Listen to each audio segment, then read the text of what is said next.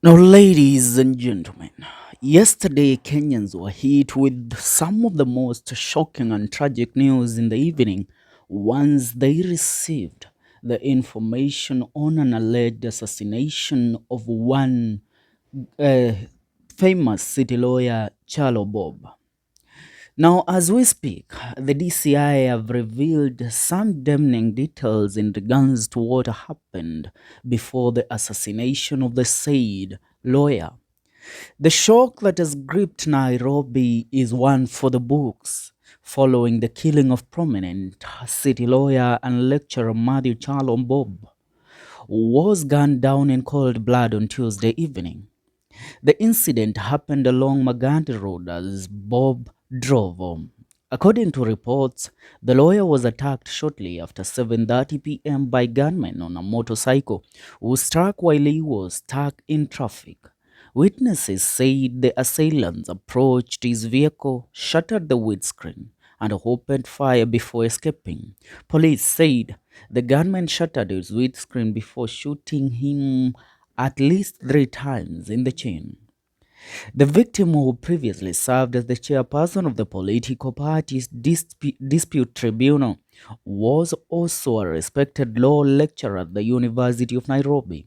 His death has shocked both the legal community and academic circles.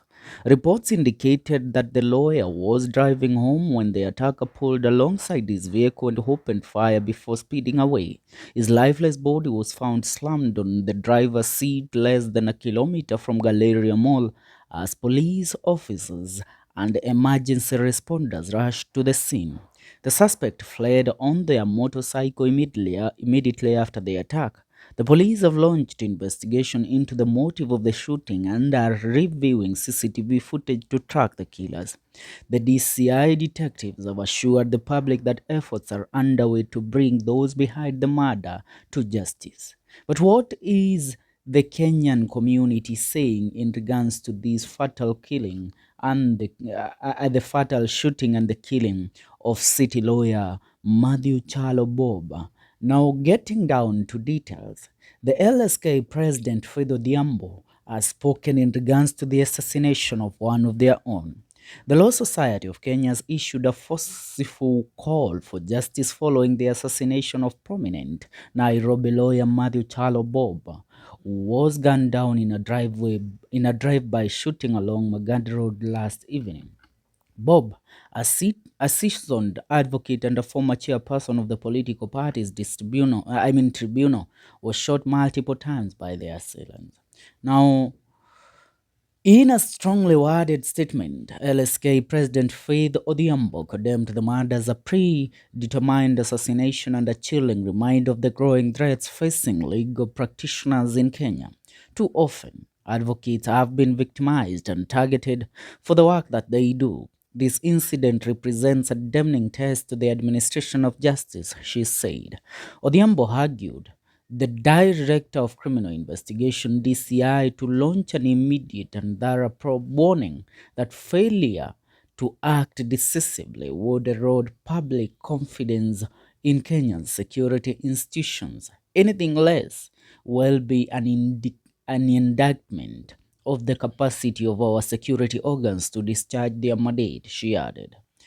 Mbobu's death sparked outrage across the legal fraternity, with colleagues mourning the loss of a mentor, scholar, and defender of constitutional rights. He was also a lecturer at the University of Nairobi, as I said earlier, and had contributed significantly to legal scholarship, particularly in the law of evidence.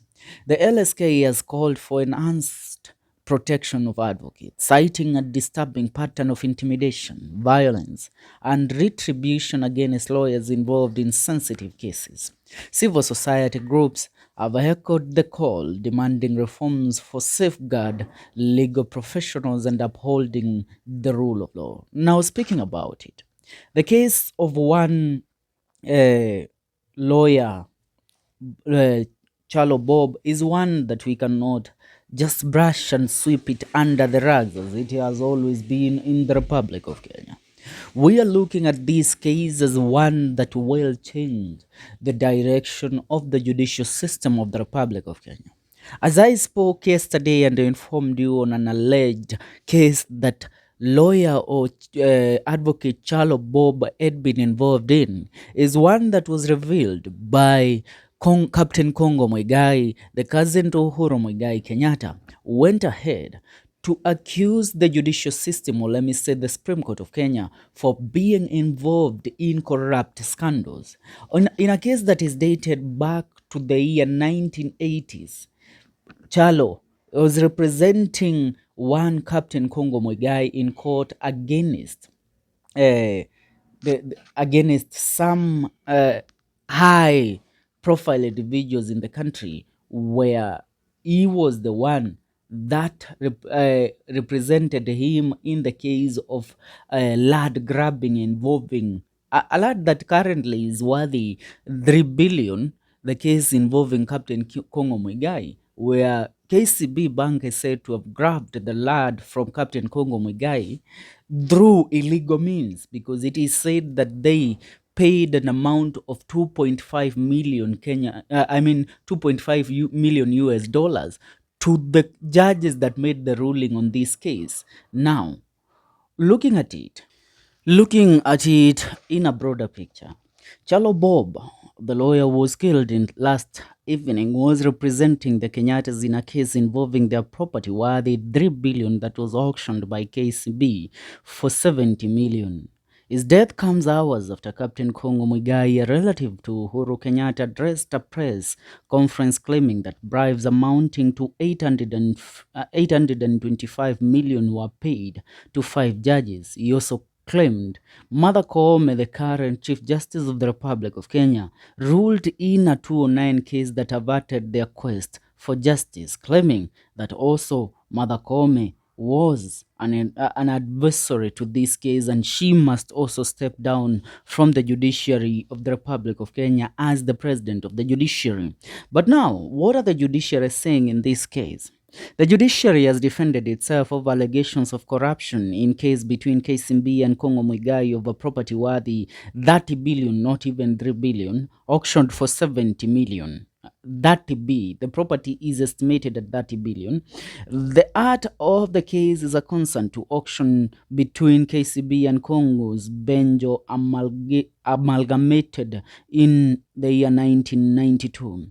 Only that it seems to not to exist. The judiciary has referred to the concert but has continuously failed to produce it. Just yesterday, lawyer Bob, who was representing Kongo Mwigai, was shot dead in Nairobi hours after Kongo Mwigai brought this case to the public for the first time. In his video, Kongo has implicated 17 judges, including Martha Koome, over an allegation of 825 million bribe to convolute the case, claims that the judiciary has fiercely refuted today. But looking at it, can we say that lawyer Bob was taken out due to his affiliation to Kongo Mwigai? Can we say it out loud that this man suffered the assassination because he was the one that informed his client, Kongo Mwigai, that the judiciary had been paid an amount of 2.5 million US dollars to change the ruling in the case by the KCB bank?